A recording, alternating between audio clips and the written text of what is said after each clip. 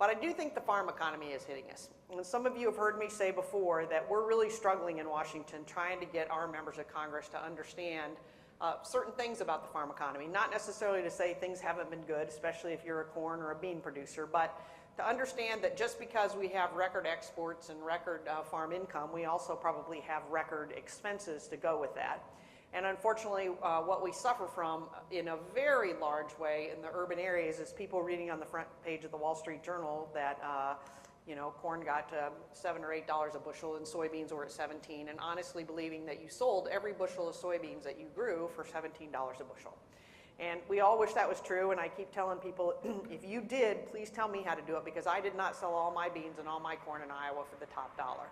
But we are struggling more and more. We talk about it all the time with not having as many people in Washington understand agriculture, or even for that matter, have an appreciation. I know when I first came to Washington, it was still true that you could go to the Hill and you could find an awfully high percentage of members who at least had an uncle or a grandfather or something that grew up on the farm, and they had a good memory of going there for the holidays or spending a couple weeks in the summer, and that is really very, very diminished now and not very true. So we do have indeed, though, and they see this all the time. USDA puts the numbers out, the newspapers put it out, that we're going to have record trade this year.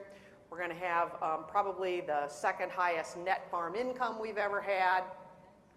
And certainly I think when they put out the chart and they talk about the fact that farmers are doing better than people who live off the farm, we get a lot of pushback from folks saying, why is it we should be putting any money into agriculture right now?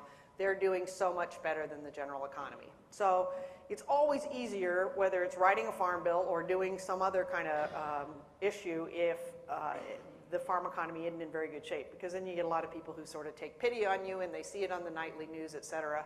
But unfortunately, it's a great time to be a farmer, and for many commodities to indeed make a pretty good income.